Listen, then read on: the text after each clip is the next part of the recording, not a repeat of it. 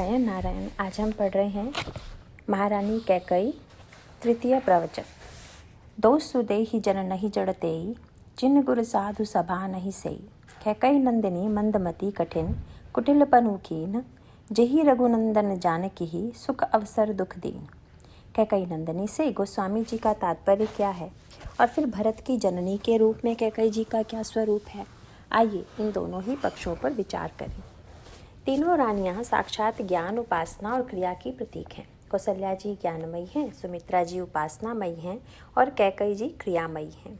सुमित्रा जी और कौशल्या जी तो केवल प्रशंसा की ही पात्र हैं, क्योंकि महान से महान विचार और उत्कृष्ट से उत्कृष्ट भावनाएं उनके अंतःकरण में विद्यमान हैं। अतः ज्ञान और उपासना में वंदनीयता ही वंदनीयता है। लेकिन कैकई जी तो क्रियामयी हैं और क्रिया में एक समस्या जुड़ी हुई है। संसार में ऐसी कोई क्रिया ही नहीं जो सर्वथा अच्छी हो। बुरी क्रिया तो बुरी है ही, परंतु जिस क्रिया को हम अच्छी क्रिया कहते हैं, सत्क्रिया कहते हैं, उसमें भी कोई कमी न हो, दोष न हो, ऐसा नहीं होता है। जब क्रिया के इन दोनों पक्षों को देखते हैं तो फिर यह प्रश्न आता है कि क्या जीवन में क्रिया का परित्याग कर दिया जाए। साधारणतया कुछ व्यक्तियों को ऐसा प्रतीत होता है कि श्री भरत जी ने कैकई जी का परित्याग कर दिया। अतः ऐसा प्रतीत होता है कि उन्होंने क्रिया के दोषों को देखकर क्रिया का ही परित्याग कर दिया। दार्शनिक दृष्टि से या आध्यात्मिक दृष्टि से यह भी पक्ष है कि जब तक हम कर्म और क्रिया का आश्रय लेंगे तब तक दोष विद्यमान रहेंगे। इसीलिए व्यक्ति को क्रिया और कर्म से ऊपर उठ जाना चाहिए। श्री रामचरितमानस की मान्यता और श्री भरत के चरित्र में यही तत्व सामने आता है कि भ्रम इसलिए होता है कि उन्होंने कैकई जी के प्रति कठोर व्यवहार किया, कैकई जी की निंदा की और ऐसी प्रसिद्धि है कि उन्होंने जीवन भर कैकई जी को माँ कहकर नहीं पुकारा। इन घटनाओं के कारण ऐसा लगता है कि जैसे श्री भरत ने कैकई जी का परित्याग कर दिया हो, लेकिन सत्य यह नहीं है। श्री भरत जी कैकई जी का परित्याग नहीं करते, अपितु आगे चलकर आप देखेंगे कि जब श्री भरत चित्रकूट जाते हैं तो वहाँ अयोध्या के अगिनत नर नारी तो लाए ही गए, परंतु जिन कैकई जी के कारण श्री राम का वनगमन हुआ है वे भी चित्रकूट लाई जाती हैं। क्या श्री भरत ने यह कहा कि कैकई चित्रकूट की ओर न चलें, कैकई अयोध्या में ही रहें, मैं कैकई का मुख नहीं देखना चाहता? ऐसी कोई बात नहीं है। जब श्री भरत चित्रकूट जाते हैं उसके पहले संकेत आता है कि जब तीनों माताएं सती होने की चेष्टा करती हैं तो श्री भरत ने कौशल्या जी और सुमित्रा जी को तो सती होने से रोका ही, लेकिन उन्होंने कैकई जी को भी सती होने से रोक दिया। यदि उनके मन में कैकई जी के प्रति विद्वेष होता, घृणा होती कि कैकई तो दोषमयी है, उनका इस तरह से जलकर नष्ट हो जाना ही अच्छा होगा, तो शायद श्री भरत दोनों माताओं को तो रोकते, लेकिन कैकई जी को सती होने से न रोकते। लेकिन श्री भरत ने कैकई जी को भी सती होने से रोक दिया। कही पद भरत मातु सब राखी। और इतना ही नहीं, जब वे चित्रकूट जाने लगे तब दोनों माताओं के साथ साथ कैकई जी को भी साथ लेकर गए। श्री भरत के साथ कैकई जी को भी देखकर गोस्वामी जी को बड़ा आश्वासन मिला। गोस्वामी जी से पूछा गया कि आप श्री राम के सम्मुख किसकी कृपा के द्वारा पहुँचे, श्री हनुमान जी के द्वारा या श्री लक्ष्मण जी के द्वारा या श्री भरत के द्वारा? आपके आचार्य कौन हैं? तो गोस्वामी जी ने यही कहा कि हमारे लिए तो श्री हनुमान जी भी वंदनीय हैं, श्री लक्ष्मण जी भी, और उनकी महती कृपा हमें प्राप्त है। लेकिन इतना होते हुए भी जिनके माध्यम से मैं अपने आप को भगवान के सम्मुख ले जाता हूँ वे श्री भरत हैं। अयोध्या कांड के अंत में वे कहते हैं कि कलिकाल तुलसी से सठन, हठी राम सन्मुख करत को। शरणागति के लिए गोस्वामी जी ने श्री भरत का ही चुनाव किया। यदि उनसे पूछा जाए कि इसका तात्पर्य क्या है, गोस्वामी जी कहते हैं कि यद्यपि श्री हनुमान जी और श्री लक्ष्मण जी भी प्रभु से मिलाने वाले हैं, लेकिन जब मैंने यह देखा कि चित्रकूट की ओर जाते हुए श्री भरत सारे अयोध्या को प्रभु से मिलाने के लिए ले जा रहे हैं तो मुझे यह तो अच्छा लगा ही, परंतु जब मैंने उस भीड़ की ओर देखा तो कैकई जी को भी उस भीड़ में देखा, जिनके कारण प्रभु को इतना कष्ट हुआ, इतनी पीड़ा हुई। उन कैकई को भी श्री भरत प्रभु के सम्मुख ले गए तो मुझे यह विश्वास हो गया कि मुझ जैसे दुष्ट व्यक्ति को भी प्रभु के सम्मुख ले जा सकते हैं। इस भीड़ में जहाँ पर हर तरह के व्यक्ति जा रहे हैं वहाँ मैं भी जाने में समर्थ हूँ। वस्तुतः श्री भरत करते क्या हैं? श्री भरत कैकई जी का परित्याग नहीं करते, अपितु कैकई जी को श्री राम के सम्मुख ले जाते हैं। इसका अभिप्राय यह है कि यदि हम जीवन में क्रिया का परित्याग कर देंगे, क्योंकि जब भी हम कोई क्रिया करेंगे तो क्रिया में कोई न कोई दोष तो आएगा ही। जैसे आप कथा श्रवण के लिए आए हुए हैं, तब यह तो हो ही नहीं सकता कि आप रास्ते में आपके पैरों के द्वारा कुछ जीव जंतुओं की मृत्यु न हो गई हो। एक बात तो यह हो सकती है कि आप सोच लें कि चलेंगे तो जीवों की हत्या होगी, इसलिए चलना ही बंद कर दें। इस तरह से क्रिया का दोष रख देख करके यदि व्यक्ति क्रिया करना ही बंद कर दे तो उसका जीवित रहना ही असंभव हो जाएगा और व्यक्ति के द्वारा सत्कर्म होना भी बंद हो जाएगा।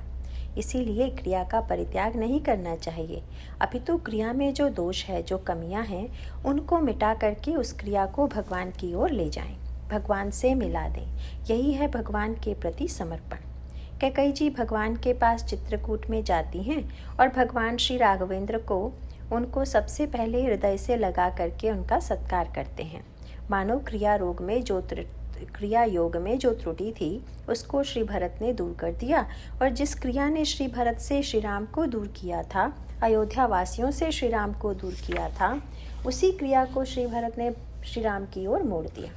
मानो यह संकेत किया कि वही क्रिया यदि श्री राम को मिलाने का साधन बन जाए, यदि राम राज्य का साधन बन जाए, तो वह क्रिया निंदनीय न रहकर पुनः वंदनीय हो जाएगी और क्रिया के दोषों का निराकरण हो जाएगा।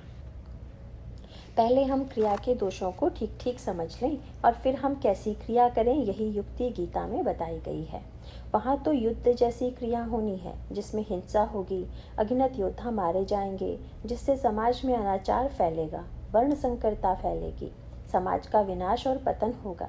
इसीलिए जब अर्जुन युद्ध न करने की बात कहता है और यह कहता है कि मैं भिक्षा मांगकर भोजन कर लूँगा, तो ऐसा लगता है कि वह समझ चुका है कि इस कार्य में कितने दोष हैं। इसीलिए इस भीषण कर्म का परित्याग कर देना चाहिए। परंतु भगवान श्री कृष्ण उसी क्रिया की दिशा में अर्जुन को प्रेरित करते हैं। भगवान ने अर्जुन को जो प्रेरणा दी वह यही है कि अर्जुन, तुम किसी प्रकार की चेष्टा करके भी क्रिया से मुक्त नहीं हो सकते हो, कर्म से भाग नहीं सकते हो। जब कर्म करना ही पड़ेगा तो कर्म के साथ जो समस्याएं जुड़ी हुई हैं, इतने अनर्थ जुड़े हुए हैं, उनका क्या होगा। तब भगवान अर्जुन को वह युक्ति बताते हैं कि जिस युक्ति में क्रिया होने के बाद भी, कर्म होने के बाद भी कर्म की बुराइयों और दोषों से बचा जा सकता है। गीता का समग्र तत्व ज्ञान और उसका उद्देश्य यही है। इसी उद्देश्य की पूर्ति के लिए भगवान कई रूपों में वाणी के द्वारा, विराट रूप के दर्शन के द्वारा अर्जुन के अंतःकरण की भ्रांति को दूर करते हैं। वस्तुतः गीता और रामचरितमानस दोनों में हमें क्रिया योग की या कर्म योग की ऐसी युक्ति बताई गई है कि जिससे क्रिया योग या कर्म योग के जो दोष हैं, उन दोषों से हम बच सकें। क्रिया का सबसे पहला दोष कौन सा है, जिसकी चर्चा पिछले प्रवचन में प्रारंभ की गई थी, वह है कृतित्व का अभिमान, जो सात्विक अहंकार के रूप में हमारे अंदर रहता है कि यह क्रिया मैं कर रहा हूँ। क्रिया के अंत में दूसरी समस्या होती है, फल पाने की इच्छा। इस क्रिया के बदले में हमें यह मिले, यह मिले, यह मिले। इसीलिए जब हम कर्म करते हैं तो कर्म में पूरी तरह से आसक्त होकर कर्म करते हैं। इस तरह से क्रिया के 3 मुख्य दोष हैं।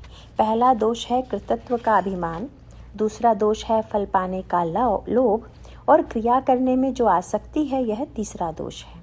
अगर इन तीनों दोषों को मिटाया जा सके, अर्थात कर्म तो हो पर कृतित्व न हो, क्रिया तो हो पर आसक्ति न हो, और क्रिया तो हो पर फल की आकांक्षा न हो, अगर इन तीनों से बच सकें तो इसमें कोई संदेह नहीं कि वह क्रिया अंततोगत्वा ईश्वर की प्राप्ति का कारण बनेगी, साधन बनेगी।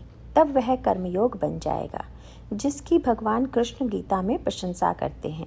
और इसी प्रकार से रामचरितमानस में भगवान श्री राघवेंद्र कैकेयी जी की प्रशंसा करते हैं, तो मानो यह कहते हैं कि क्रिया प्रयोग के बिना तो मुक्ति नहीं। इन तीनों दोषों को समझ करके इनसे मुक्त हों। इसमें सांकेतिक भाषा है। कृतित्व से मुक्त होने का पहला संकेत गीता में भी यही था।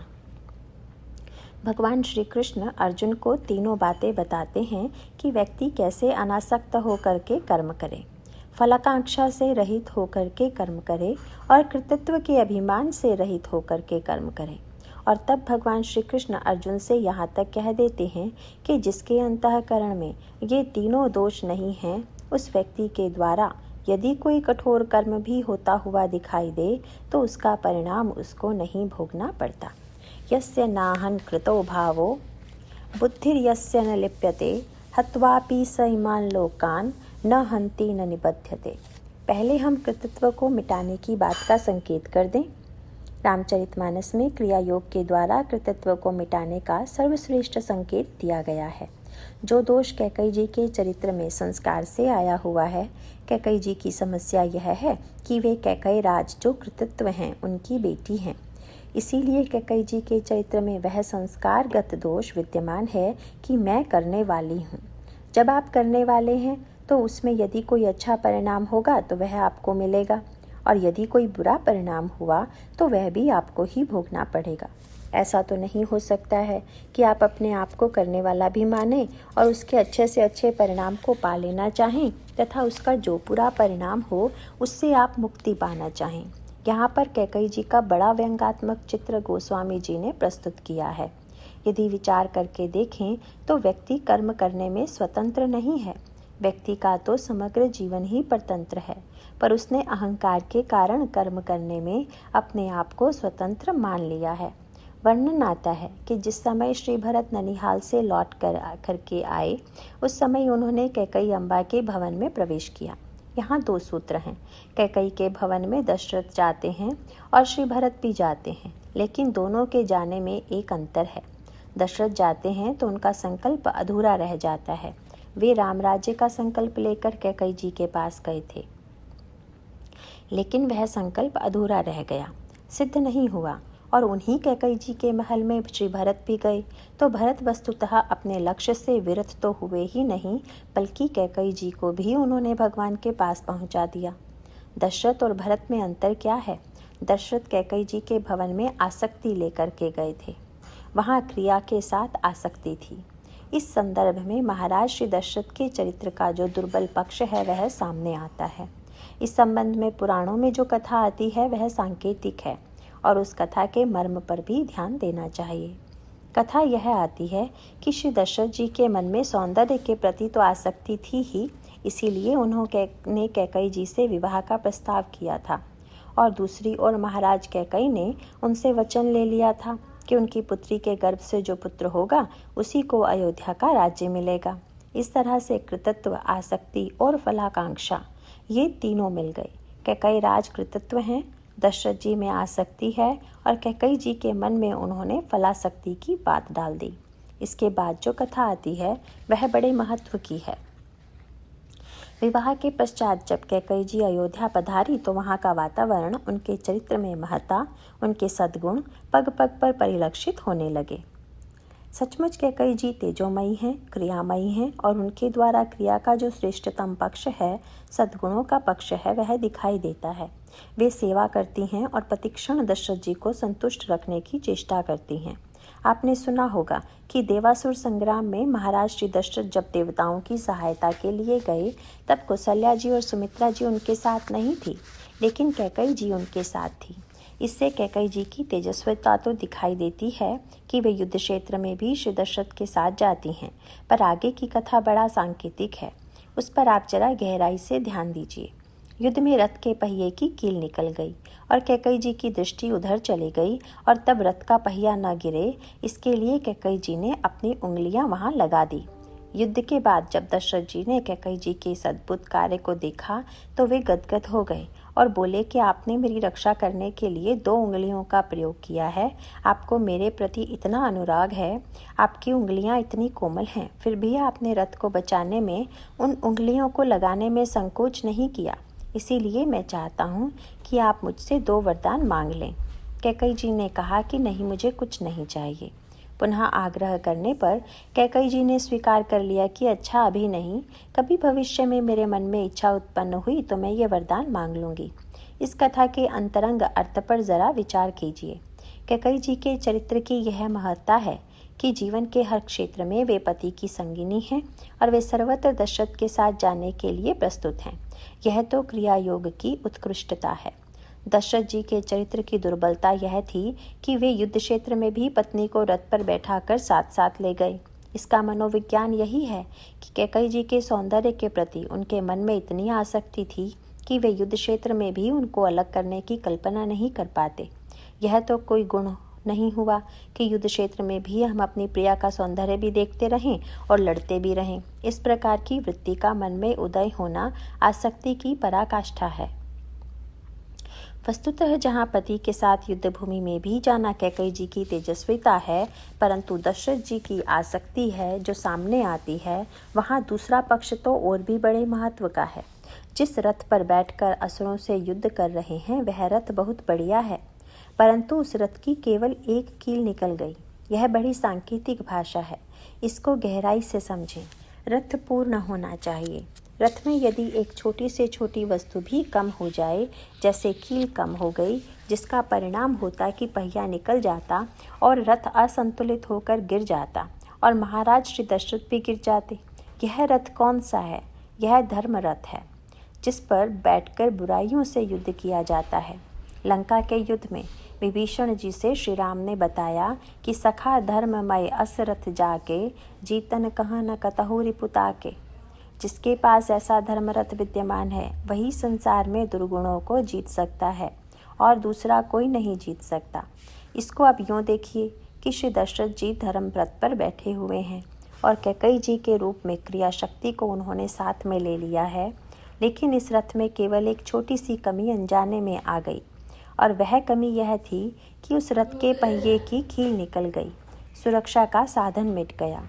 दशरथ के चरित्र में जो यह कील की कमी है वह आगे चलकर भी सर्वत्र दिखाई देती है। दशरथ जी का महत्तम चरित्र है, पर कैकेयी जी के प्रति आसक्ति के कारण वे जीवन में संतुलित नहीं रह पाते, समत्व में स्थित नहीं हो पाते। यही संकेत इस प्रसंग में भी प्रस्तुत किया गया। जब दशरथ अयोध्या के सिंहासन पर बैठे हुए हैं और चारों ओर से लोग उनकी प्रशंसा कर रहे हैं। त्रिभुवन तीन काल जग माही, भूरि भाग दशरथ सम नाहि। प्रशंसा सुनकर महाराज दशरथ दर्पण हाथ में लेकर अपना मुख देखने लगे। राय सुभाई मुकुर कर लीन्हा, बदनु विलोक मुकुट सम कीन्हा। यहाँ पर भी वही संकेत है कि दशरथ जी प्रशंसा से ही प्रभावित नहीं होते, अतः दर्पण में स्वयं अपना मुख देखते हैं। प्रशंसा से प्रभावित होने का अर्थ है कि प्रशंसक आपको अपनी आँख से देख रहा है और आप प्रशंसक की आँख से अपने आप को देख रहे हैं, परंतु दर्पण में देखने का अर्थ है कि आप अपनी आँख से अपने को देख रहे हैं।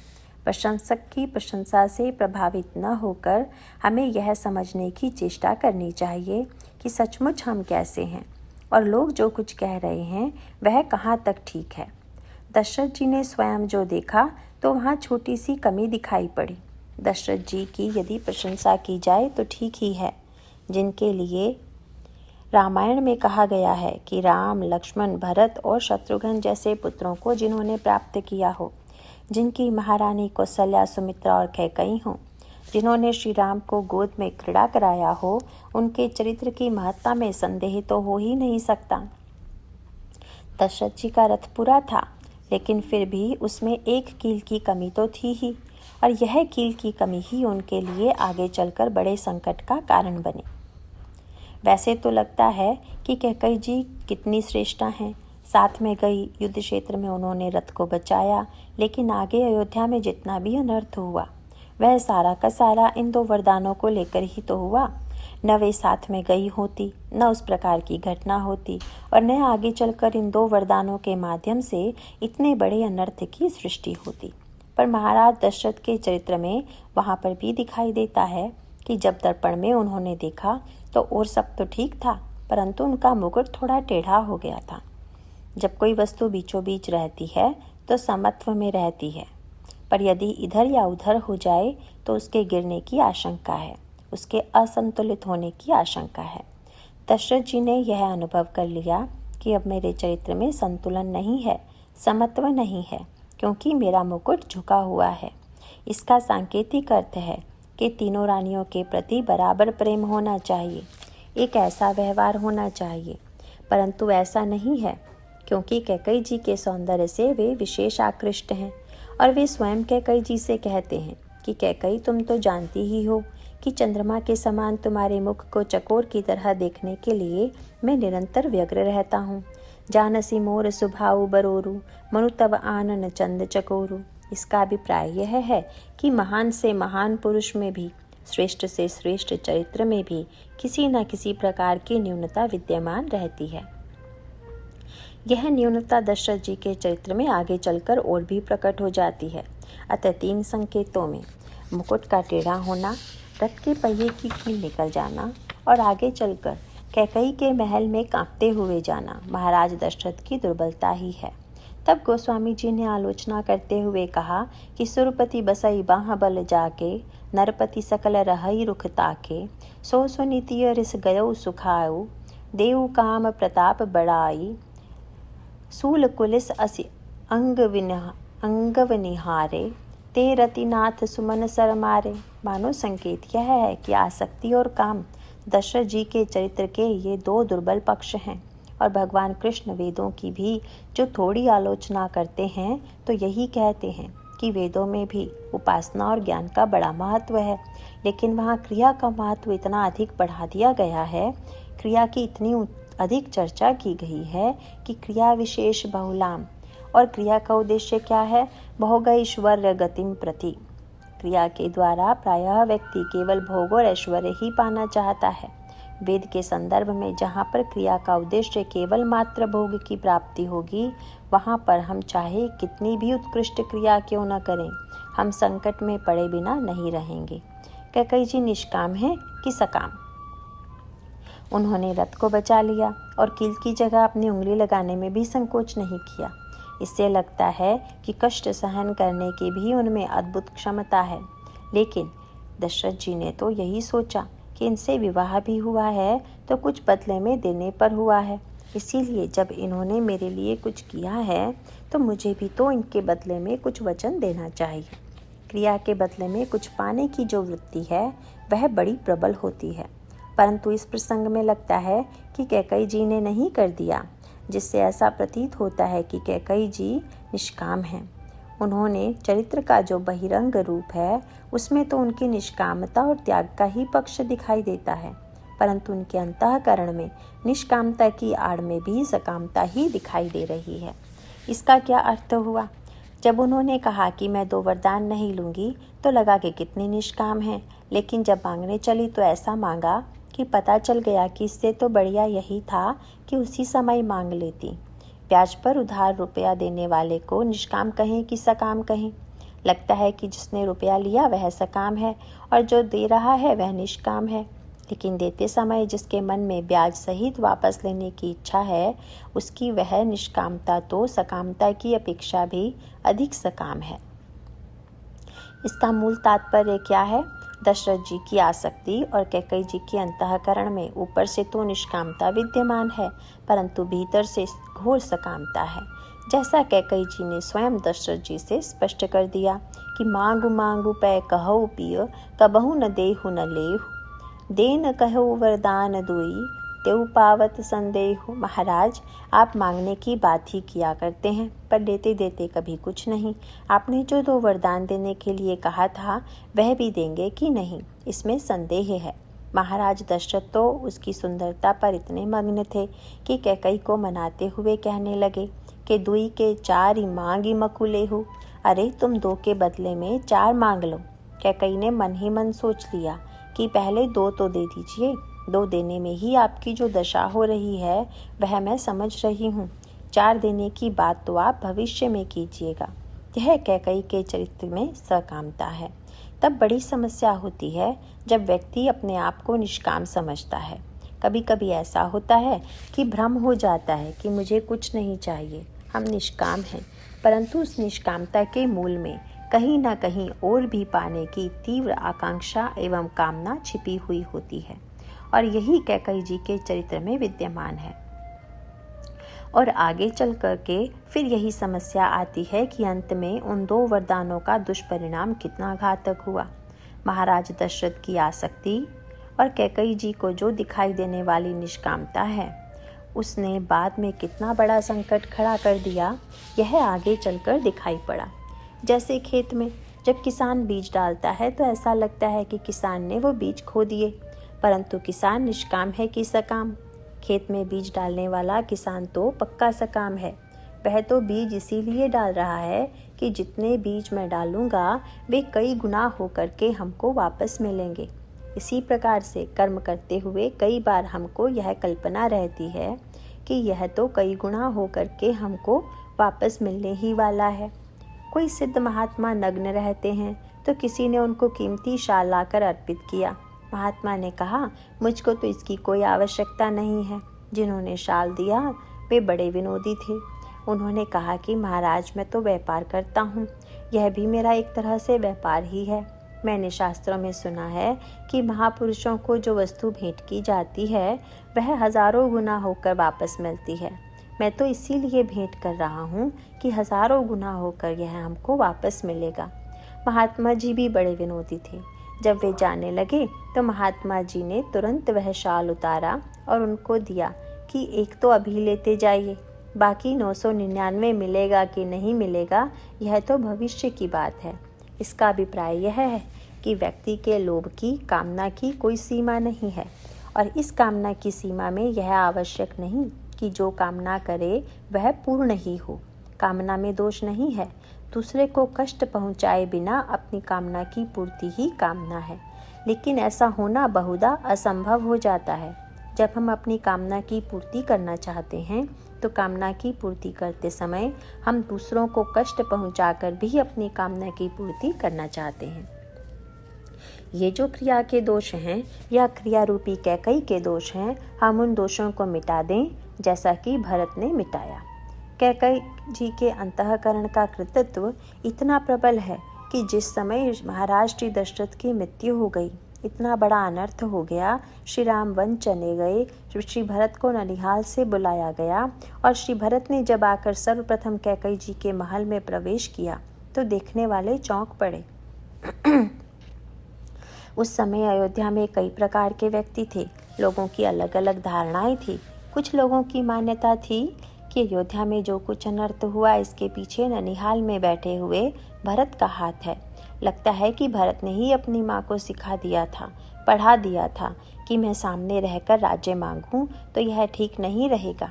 मैं ननिहाल चला जाता हूँ और तुम मेरे लिए राज्य मांगो और श्री राम के लिए वनवास मांगो। और इस योजना के पीछे भरत का षड्यंत्र है। और कुछ लोगों की मान्यता यह थी कि श्री भरत ऐसा कभी नहीं कर सकते। रामु भरत कहूँ प्राण प्यारे। भरत को तो राम प्राण से अधिक प्रिय हैं। चाहे चंद्रमा से अग्नि निकलने लगे पर श्री भरत राम के प्रतिकूल नहीं जा सकते। परंतु एक तीसरा बड़ा वर्ग ऐसा था कि जिसके मन में यह धारणा थी कि बिना प्रमाण के हम कैसे अच्छा मान लें या बुरा मान लें। आगे चलकर घटनाएं बतलाएंगी कि भरत अच्छे हैं कि बुरे हैं। तो जिस समय श्री भरत ननिहाल से लौटकर अयोध्या में आते हैं उस समय सबकी दृष्टि श्री भरत पर अटकी हुई है, परंतु श्री भरत को लोग दूर से प्रणाम करते हैं। श्री भरत के पास कोई नहीं जाता। अभी भरत के प्रति उनके मन में सद्भाव का उदय नहीं हुआ है। पुरजन मिलहि न कहई कछु, गवही जोहार रही जाय, भरत कुशल पूछी न सकही, भय विषाद मन माय।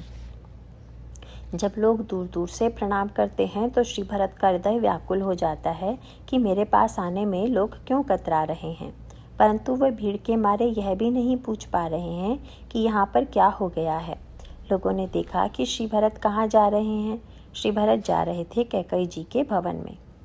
यह देखकर जिन लोगों ने यह कहा था कि षड्यंत्र में भरत का हाथ है, उन लोगों को लगा कि प्रमाण मिल गया। यदि ये षड्यंत्रकारी न होते तो ननिहाल से लौटने पर सबसे पहले बड़ी माता के महल में जाते, कौशल्या जी के महल में जाते। लेकिन अपनी माता के महल में जाने का अर्थ है कि ये कौशल्या और कैकई में भेद करते हैं, इनमें भेद बुद्धि है। अपनी माता के प्रति इनके मन में आसक्ति है, इसीलिए जा रहे हैं। लेकिन श्री भरत क्यों गए थे? फिर वही संकेत है कि क्रिया का परित्याग करें कि नहीं, क्रिया को महत्व दें कि नहीं। श्री भरत कैकई जी के महल में इसलिए नहीं गए थे कि कैकई जी मेरी माँ हैं, बल्कि इसलिए गए थे कि श्री राम सहित दशरथ भी यही होंगे, जैसा कि बहुधा होता था। एक दिन एकांत में प्रभु ने भरत जी से पूछा कि भरत, तुम तो श्रेष्ठ संत हो और तुम्हारे मन में तो किसी के प्रति द्वेष हो ही नहीं सकता। इसीलिए तुम्हारे मन में माँ के प्रति द्वेष हो, यह तो मुझे संभव नहीं लगता। लेकिन तुम्हें उन्हें माँ कहकर नहीं पुकारते हो, इसका कारण क्या है? श्री भरत ने चरणों को पकड़कर कहा कि प्रभु, कोई वस्तु कितनी भी बढ़िया हो, पर बढ़िया वस्तु कभी कभी किसी के लिए कुपथ्य भी हो जाती है।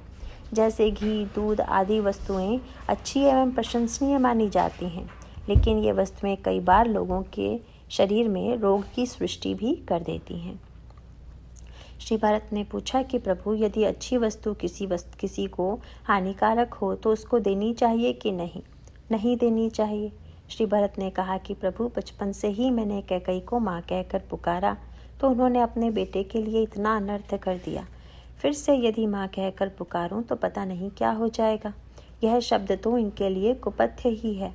अगर यह भाव इनके भीतर गहराई से जमा रहेगा कि भरत मेरा बेटा है तो मेरे बेटे के लिए सब कुछ होना चाहिए, यह भाव तो मिटना ही चाहिए। इसीलिए मैं उनको माँ कहकर नहीं पुकारता। माँ शब्द ही इनके लिए महान कुपथ्य है। वस्तुतः श्री भरत की विशेषता क्या है? वे किस नाते से कैकई जी के महल में आए? वे क्रिया के नाते से नहीं, अपने नाते से नहीं कि मेरी माँ है। तब किस नाते से आए? सुमित्रा अम्बा ने लक्ष्मण जी से कहा था कि लक्ष्मण, नाता मानने के लिए केंद्र एक ही है। व्यवहारिक दृष्टि से संसार में जितने नाते माने जाते हैं वे शरीर को केंद्र मानकर माने जाते हैं, परंतु माँ सुमित्रा कहती हैं कि लक्ष्मण, प्रियता, पूजनीयता और संबंध की एक ही कसौटी है। सब राम के नाते से हैं। पूजनीय, प्रिय, परम जहाँ ते, सब मानी अहि राम के नाते। श्री भरत की विशेषता यह है कि वे कैकई जी से प्रारंभ में बड़ा प्रेम करते थे, परंतु आज जब वे कैकई के महल में सबसे पहले गए थे तो राम के नाते से गए थे, अपने नाते से नहीं गए थे। यह प्रसिद्ध है कि भगवान श्री राघवेंद्र तीनों माताओं में सबसे अधिक ध्यान कैकई जी का रखते थे। इसके दो अर्थ हैं। या तो यह मान लें कि कैकई जी सबसे श्रेष्ठ थी, इसीलिए वे कैकई जी का अधिक ध्यान रखते थे। इसे यूँ भी कह सकते हैं कि तीनों योगों में भगवान श्री राघवेंद्र क्रिया योग का विशेष ध्यान रखते थे। ज्ञान योग से तो भगवान का प्राकट्य ही होता है, उपासना योग तो उन पर पूर्ण समर्पित ही है। सुमित्रा अम्बा तो अपने पुत्रों सहित भगवान श्री राम के प्रति समर्पित ही हैं, परंतु कैकई अम्बा के प्रति श्री राम का इतना सम्मान है कि वे तीनों माताओं में सबसे अधिक, यदि वे किसी के पास रहते हैं तो वे कैकई जी हैं। बाल्यावस्था से ही श्री राम का यही नियम था। गोस्वामी जी ने तो यहाँ तक लिखा है कि कौशल्या अम्बा ने जब श्री राम को पहला पाठ पढ़ाया तो कैकई के सम्मान का पढ़ाया। गीतावली में आया है कि जब श्री राम ने बोलना प्रारंभ किया और कौशल्या जी को माँ कहकर पुकारा तो उन्होंने राम के मुख पर हाथ रख दिया और राम से कहा कि जिस शब्द से तुमने मुझे संबोधित किया है वह माँ शब्द मेरे लिए उपयुक्त नहीं है। तेरी माँ तो कैकई है। और सचमुच श्री राम ने वह पाठ ठीक ठीक पढ़ लिया और सदा कैकई जी के प्रति प्रगाढ़तम भावना रखी और उनका सर्वाधिक ध्यान रखा। इसमें कौशल्या जी में ज्ञान योग दिखाई देता है। इतना समत्व है कि अपने पुत्र को अपना नहीं सौत का बता दिया। कहा कि शरीर की दृष्टि से मत देखो, भावना की दृष्टि से तुम्हारी माँ कैकई है। कैकई जी श्री राम को सबसे अधिक प्रिय हैं और कैकई जी के महल में ही श्री राम सबसे अधिक रहते हैं। इस बात का प्रत्येक व्यक्ति को पता था और इसका पता श्री भरत जी को भी था। इसीलिए वे कैकई जी के भवन में ही सर्वप्रथम गए। लेकिन इसी को यदि उलट कर देखें तो इसका दूसरा पक्ष भी है। गोस्वामी जी ने यह भी लिखा है, वह क्या? बहुत ध्यान रखना आदत की दृष्टि से बहुत महत्वपूर्ण है, लेकिन यदि किसी का बहुत ध्यान रखना पड़े तो उसके लिए गोस्वामी जी ने एक दूसरा दृष्टांत दिया। किसी ने पूछा कि श्री राम को हर समय कैकई जी की ही चिंता क्यों रहती है। जैसे यह देखिए कि वन जा रहे थे तो लक्ष्मण जी से कह दिया, मांगहु विदा मातु सन जाई। कितनी अटपटी बात लगती है। जब वन जा रहे हैं तो श्री राम को साथ मिलने जाना चाहिए। प्रभु स्वयं भी लक्ष्मण को साथ लेकर जाते और जाकर सुमित्रा जी से कहते कि माँ, मैं वन जा रहा हूँ और लक्ष्मण साथ जाने का हट कर रहे हैं, तुम्हारी क्या आज्ञा है। परंतु राम लक्ष्मण से कह रहे हैं कि तुम जाकर माँ से आज्ञा मांगाओ, स्वयं नहीं जा रहे हैं। अतः सुमित्रा अम्बा से मिलन नहीं हुआ। जब सुमित्रा अम्बा वन में आई तभी उनके साथ राम का मिलन हुआ। इससे ऐसा लगता है कि जैसे सुमित्रा जी का ध्यान प्रभु बिल्कुल नहीं रखते हैं, सुमित्रा जी को महत्व थोड़ा भी नहीं देते हैं। प्रभु वन जाते समय कौशल्या जी से 1 बार मिले, कैकेयी जी से 2 बार मिले और सुमित्रा जी से मिले ही नहीं। फिर तीनों में हम किसको महत्व दें? अपनी अपनी दृष्टि से तीनों के चरित्र महत्वपूर्ण हैं, पर गोस्वामी जी ने एक बड़ी व्यंग्यात्मक बात कही और वह बड़े काम की है। सबसे अधिक ध्यान किसका रखना पड़ता है? यदि आप अहंकारी को खुश रखना चाहते हैं तो उसका जितना ध्यान रखना चाहिए उतना दूसरे का नहीं। अहंकारी को सम्मान की बड़ी चाह रहती है। अहंकारी तो भक्त या ज्ञानी है ही नहीं। अहंकार होता है वहाँ सम्मान की बड़ी भूख होती है। प्रसिद्ध संत श्री उड़िया बाबा महाराज ने किसी का बड़ा सम्मान किया तो सेवकों को बड़ा बुरा लगा कि महाराज आपने क्या इनको इतना महत्व दे दिया? इस व्यक्ति में ऐसी क्या विशेषता थी कि इसको इतना सम्मान दे दिया? किसी त्यागी महात्मा को सम्मान मिलता तो ठीक था, लेकिन एक संसारी व्यक्ति को आपने इतना अधिक महत्व दे दिया। तब बाबा ने हंसकर कहा कि भाई, हमारे पास लोग तरह तरह की कामना लेकर आते हैं और चाहते हैं कि मैं पूर्ण करूं। वह बेचारा सम्मान कामना लेकर आया था, तो क्या मुझ में इतनी कंजूसी है कि मैं उसकी इतनी सी कामना भी पूर्ण ना करूं? भगवान श्री राम यदि सुमित्रा अम्बा का बिल्कुल ध्यान नहीं रखते तो इसलिए कि वे सबसे अधिक निश्चिंत यदि किसी से हैं तो सुमित्रा अम्बा से ही हैं। चाहे जाएं चाहे न जाएं, हमारी माँ तो उसका अच्छा अर्थ ही लेंगी। सचमुच सुमित्रा अम्बा और श्री राम दोनों की भावना बड़ी अद्भुत है। राम भी मिलने नहीं गए और उससे भी विलक्षण कार्य किया सुमित्रा ने। दूसरी माता होती तो शायद लक्ष्मण को रोक देती कि राम मुझसे मिलने तक नहीं आए और मेरे बेटे को ले जाना चाहते हैं, तुम कदापि नहीं जाओगी। पर नहीं, माँ ने लक्ष्मण को रोकने के स्थान पर लक्ष्मण को विदा कर दिया। और आश्चर्य यह है कि स्वयं श्री राम से मिलने के लिए नहीं आई, पर दोनों की भावना कितनी ऊंची है। क्रिया की दृष्टि से तो लगता है कि न तो सुमित्रा जी ने श्री राम का ध्यान रखा और न राम ने सुमित्रा का। श्री राम से किसी ने पूछा कि आप सुमित्रा जी से मिलने क्यों नहीं गए? प्रभु ने कहा कि भाई, यदि किसी से कर्ज लिया हुआ हो और फिर नया कर्ज लेना पड़े तो कौन ऐसा निर्लज्ज होगा कि वह धनी के सामने जाकर के फिर नया कर्ज मांगेगा। मैं तो माँ का इतना ऋणी हूँ कि मेरा तो इतना साहस ही नहीं हुआ कि मैं फिर से माँ से जाकर कहूँ कि तुम अपने बेटे को मुझे दे दो। मैं अपनी माँ की महत्ता को जानता हूँ। मेरी माँ इतनी श्रेष्ठ है कि मैं जितना भी मांगूँ वह तो निश्चित रूप से देती ही जाएगी। उनमें कभी पाने की इच्छा नहीं होती, इसीलिए संकोच के कारण मैं नहीं जा सका। मैं तो माँ को इतनी गौरवमयी मानता हूँ कि माँ को मेरे व्यवहार से कभी असंतोष नहीं हो सकता। सुमित्रा अम्बा भगवान के पास क्यों नहीं गई? सुमित्रा अम्बा ने सोचा कि राम बड़े संकोची हैं। अगर मैं लक्ष्मण को लेकर जाऊंगी तो राम को ऐसा लगेगा कि मैं अपना बेटा देने के लिए आई हूँ और संकोच के मारे राम गड़ जाएंगे। मेरे जाने से राम की आंखों में संकोच आए, इससे बुरी बात और कोई नहीं होगी। श्री राम तो निरंतर मेरे ध्यान में ही हैं। यदि मैं शरीर से न भी जाऊं तो कोई बात नहीं। सुमित्रा जी की बात तो भाव राज्य की बात है, वे तो उपासना है ही। भाव राज्य का अर्थ ही यही है। याद रखिए कि जहाँ पहले क्रिया देखकर निर्णय किया जाए, वह व्यक्ति मुझे महत्व देता है कि नहीं, मुझे सम्मान देता है कि नहीं, मुझे अच्छा मानता है कि नहीं, यह एक दृष्टि है। परंतु भावना की विशेषता क्या है? क्रिया योग वाले पहले देखते हैं, बाद में व्याख्या करते हैं, और भावुक व्यक्ति पहले मान लेता है और फिर बाद में उस मान्यता के अनुकूल व्याख्या करता है। तो भगवान राम कैकेयी जी का बहुत ध्यान रखते थे। वह थोड़ी चिंता की बात थी।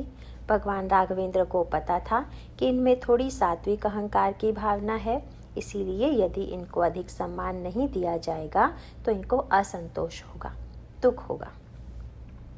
गोस्वामी जी ने तो गीतावली में और सामान्य दृष्टांत दे दिया कि यदि अपने शरीर में कोई फोड़ा हो जाए तो सबसे अधिक ध्यान तो फोड़े का ही रखना पड़ता है। इसका अर्थ यह नहीं कि फोड़ा ही सबसे अच्छा लग रहा है। निज तन मरम कुठाऊं, इसका अभिप्राय है कि भगवान जानते हैं कि जहाँ अहंकार है, मैं है, वहाँ सम्मान की बड़ी भूख है। कैकेयी जी के चरित्र में पिता से मिला हुआ संस्कार था कि मैं कैकेयी नरेश की बेटी हूँ, और पिता को भी यही अभीष्ट था कि मेरी बेटी के पुत्र को ही राज्य मिले। और कैकई के मन में इतने सम्मान की इच्छा थी तथा सम्मान पाने की उनके मन में जो दुर्बलता थी वह मंथरा के साथ संवाद में भी प्रकट हो गई। जब कैकई जी ने मंथरा से कहा कि कौशल्या सब महतारी, राम ही सहज स्वभाव प्यारी, इतना ही कहा होता तो सम्मान की भूख वाली बात नहीं रहती, पर आगे कहती हैं मोह पर करहि स्नेहु विशेषी। इसका अर्थ है कि कैकई जी को इतने मात्र से संतोष नहीं है कि सब माताओं को बराबरी में हमको स्थान दिया जाए। वे चाहती हैं कि मुझे सबसे ऊपर स्थान दिया जाए। यह कामना उनके अंतःकरण में बड़े वेग में विद्यमान है। यही अहम की वृत्ति है। श्रेष्ठ कर्म करने वालों में भी यह दुर्बलता दिखाई देती है कि वे चाहते हैं कि सबके साथ बराबर का व्यवहार किया जाए, परंतु मुझे अधिक सम्मान एवं महत्व दिया जाए। भगवान राम का कैकई जी को अधिक सम्मान देने का अभिप्राय यह था कि यदि सम्मान देने से किसी को प्रसन्नता होती है, सम्मान मिलने से यदि किसी व्यक्ति के अंतःकरण में सद्भाव की, सत्कर्म करने की प्रेरणा का उदय होता है, तो उसको सम्मान देने में क्या हर्ज है। भगवान राम आदि से लेकर अंत तक जब देखिए तब कैकई जी को सम्मान ही तो देते हैं। चाहे वन यात्रा का प्रसंग हो, चाहे चित्रकूट में जब कैकई अम्बा आई तब तीनों ही माताएं सामने हैं, परंतु भगवान राम ने सबसे पहले कैकई अम्बा को हृदय से लगाया और उनके चरणों पर गिर पड़े। गोस्वामी जी ने लिखा, प्रथम राम भेटी कैकई, सरल सुभाय भगति मति भेई, पग परि कीन्ह प्रबोधु बहोरी, काल करम विधि सिर धरि खोरी। भगवान राम पहले उनको महत्व देकर बाद में अन्य दोनों माताओं से मिले। तब किसी ने पूछा, आप तो मर्यादा पुरुषोत्तम हैं, क्या इसमें मर्यादा की हानि नहीं हुई? मर्यादा की दृष्टि से बड़ी माँ को पहले प्रणाम करना चाहिए। परंतु श्री राम ने कहा कि नहीं, राजपुर की परंपरा दूसरी है। राजपुर में कोई अवस्था से बड़ा नहीं होता है। राजपुर में तो राजा सबसे बड़ा होता है और उस दृष्टि से जो राजा की माँ है वह सबसे बड़ी है। अयोध्या के राजा तो भरत हैं, इसीलिए हमारी माँ कैकई तो राजमाता हैं, इसीलिए भी हमको उन्हें महत्व देना चाहिए। इसी प्रकार चित्रकूट के मिलन में भी बड़ी चतुराई से श्री राम कैकई जी को ही महत्व देते हैं। और जब लंका विजय के पश्चात लौटकर आते हैं तो गोस्वामी जी ने कहा कि भगवान श्री राम विमान से उतरे, अन्य माताएं स्वागत के लिए आई हुई हैं, लेकिन कैकई जी तो ग्लानि और लज्जा के कारण सामने नहीं आती हैं, संकोच में पड़ी हुई हैं। तब भगवान श्री राघवेंद्र ने क्या किया, प्रभु जानी कैकई लजानी, प्रथमता सुग्रह गए भवानी, ताहि प्रबोधि बहुत सुख दीन्हा, पुनि निज भवन गवन हरि कीन्हा। सबसे पहले कैकई जी के चरणों में जाकर प्रणाम किया और कहा कि माँ, आज जो सारे संसार में मेरी जय ध्वनि हो रही है यह तुम्हारी कृपा का परिणाम है। अगर तुमने मुझे वन न भेजा होता, अगर मैं रावण का वध न करता तो मुझे इतना श्रेय कैसे मिलता। यह सारा श्रेय तो तुम्हारी कृपा से ही मुझे मिला है। भगवान श्री राघवेंद्र आदि से लेकर अंत तक इस प्रकार कैकई जी को ही महत्व देते हैं, पर उसका तात्पर्य यही है कि वे इस तथ्य को समझते हैं कि जिस व्यक्ति को जिस चीज़ की भूख हो और वह व्यक्ति उस भूख का दुरुपयोग करे, यह भी विचारणीय है। अहम की भूख को उस रूप में तृप्त किया जाना चाहिए कि जिसमें उस भूख का सदुपयोग हो, पर अगर अहम की भूख को तृप्त करने से उसका दुरुपयोग होने लगे तो उसे मिटाना ही ठीक है। यहाँ श्री भरत का जीवन दर्शन कुछ उलट कर है। यह इस दृष्टि से बड़ा ही विलक्षण प्रसंग है। कैकई जी की प्रशंसा श्री भरत जी ने क्यों नहीं की? भगवान ने स्वयं उनकी प्रशंसा की और लाभ भी दिखाई ऐसा पड़ता है कि जैसे कैकई जी के चरित्र में बड़ी उदारता आ गई। विवाह में पिता ने वचन ले लिया था कि मेरी पुत्री से जो पुत्र होगा उसको ही राज्य मिलेगा, लेकिन कैकई जी श्री राम के स्वभाव से, उनके व्यवहार से प्रभावित हो गई। श्री राम जब अपनी माँ से भी अधिक उन्हें सम्मान देने लगे और दिन रात उन्हीं के पास बैठे रहने लगे तो वे इतनी प्रभावित हो गई कि उन्होंने तो महाराज श्री दशरथ से यह कह दिया कि मैं चाहती हूँ कि अयोध्या का राज्य भरत को नहीं श्री राम को मिले। इसका तात्पर्य है कि उस प्रशंसा और सेवा के द्वारा कुछ त्याग की प्रेरणा भी प्रारंभ में कैकई जी के मन में उत्पन्न हुई। यह जो वृत्ति उत्पन्न हुई यह तो सदुपयोग है, लेकिन बाद में क्या हुआ? इसको हम यूँ कह सकते हैं कि यदि दूध पिलाने से शक्ति मिले तब तो ठीक है, परंतु यदि किसी को दूध के स्थान पर शराब पिलाने से शक्ति मिलती हो तो उसको शराब पिलाना चाहिए कि नहीं? शराब पिलाकर शक्ति देने वाला तो रावण है। कुंभकर्ण को जब जगाया तो वह उपदेश देने लगा।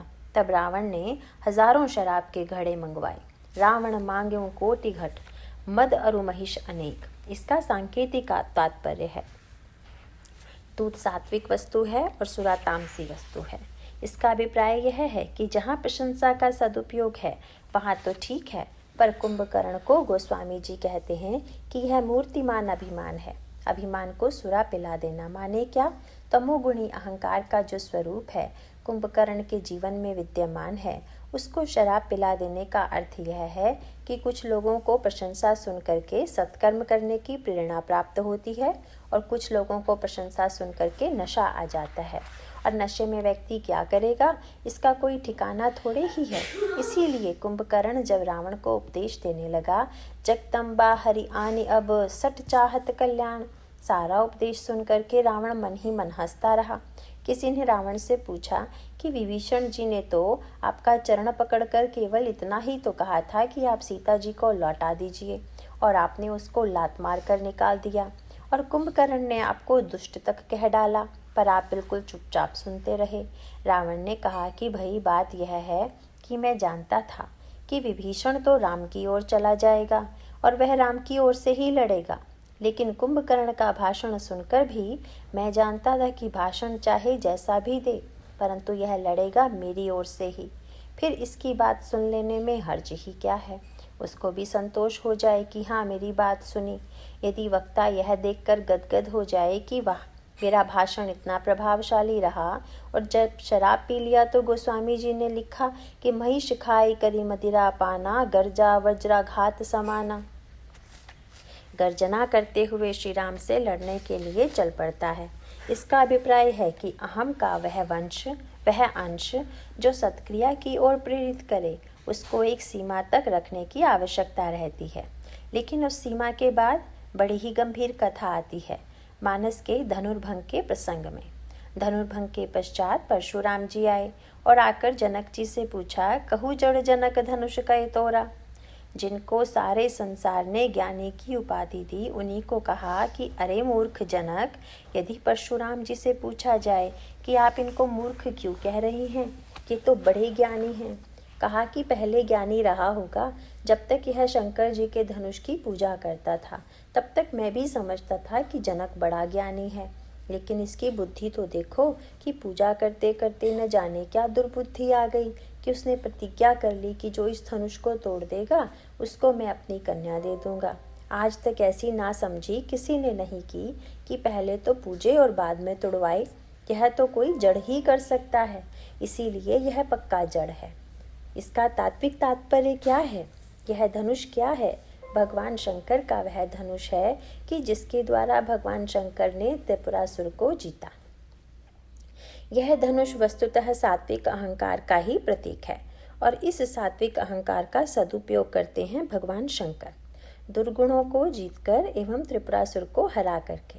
लेकिन भगवान शंकर की श्रेष्ठता यह है कि जब आप साधन करेंगे तो किसी न किसी प्रकार का सात्विक मय लेकर चलना पड़ेगा, परंतु फिर उसमें बुद्धिमत्ता यह है कि हम उसको पकड़े ही न रहें, बल्कि अंत में उसके परित्याग की बात भी मन में आए।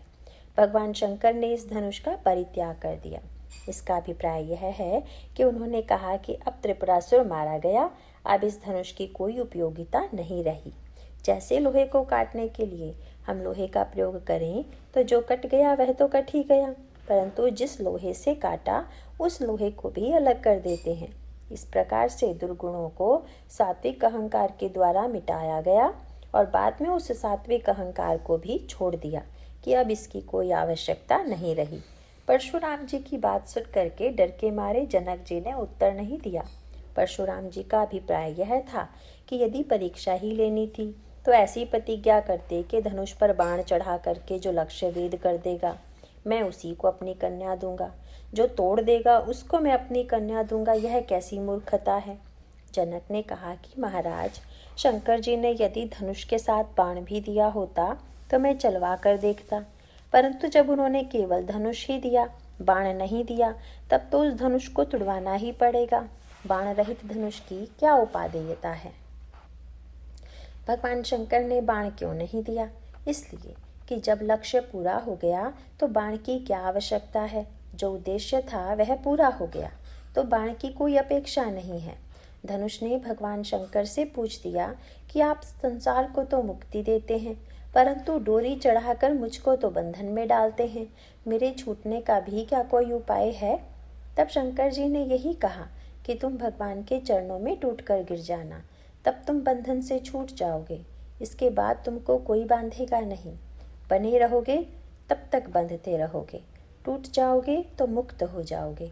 वस्तुतः इसका सांकेतिक अर्थ यह है कि जनक जी तो नहीं बोले कि धनुष किसने तोड़ा, परंतु भगवान राघवेंद्र ने कहा कि नाथ सुबंधुनु नाथ संबुधनु भंज निहारा, हो ही केउ एक दास तुम्हारा। सुनकर परशुराम जी के क्रोध की सीमा नहीं रही। क्या दास की यह नई परिभाषा है? कोई किसी कीमती वस्तु को तोड़ दे और कहे कि मैं आपका सेवक हूँ। सेवक वस्तु की रक्षा करता है कि तोड़ता है? वे राम पर बिगड़ गए। सेवक सो जो करई सेविकाई, अरि करनी करी करई लड़ाई। भगवान राम का तात्पर्य है कि सेवक का कार्य वस्तु को बचाना भी है, परंतु कभी कभी सेवक को वस्तु तोड़नी भी पड़ती है। कब? धातु के पात्र में तो जल पीकर सेवक उसको धो पोंछ कर रख देता है, परंतु मिट्टी के पात्र में जल पीने के पश्चात उस मिट्टी के पात्र को पटक कर छोड़ देना ही सेवक की सेवा है। इसी प्रकार से अहंकार का भी उपयोग व्यक्ति दो प्रकार से करता है। कुछ लोगों के लिए अहंकार धातु का बर्तन है और कुछ लोगों के लिए वह मिट्टी का बर्तन है। धातु का बर्तन समझने वाले को तो अहंकार को सदा बचाए रखना चाहते हैं कि इसको धो पोंछ कर रख दो, यह फिर काम देगा। परंतु जो अहंकार को मिट्टी का पात्र समझते हैं कि भाई यह काम इस सात्विक अहंकार के द्वारा हो गया तो अब इसको तोड़ ही देना चाहिए। श्री राम ने कहा कि महाराज, मैं तो शंकर जी का सेवक हूँ। जब शंकर जी ने अहम का त्याग कर दिया तो मैंने उसे तोड़ दिया। मैंने तोड़कर सेवा ही की है। आपको क्या यह नहीं दिखाई देता कि यही सच्ची सेवा है? यह भगवान राम की भूमिका है। और कैकेयी जी के चरित्र का एक पक्ष यह है कि भगवान राम उनके चरित्र में जो सात्विक अहंकार है, जो कृतित्व है, उन सब का सदुपयोग करते हुए उसको एक दिशा तक ले जाते हैं। परंतु बाद में जब अहंकार सीमा लांघ करके बुराई की सृष्टि करने लगता है तो जो क्रिया दोष हैं वे दोष क्या हैं और कैसे श्री भरत उनके द्वारा क्रिया योग की कमियों का निराकरण करते हैं, इसकी चर्चा हम आपके सामने अगले प्रवचन में करेंगे। नारायण।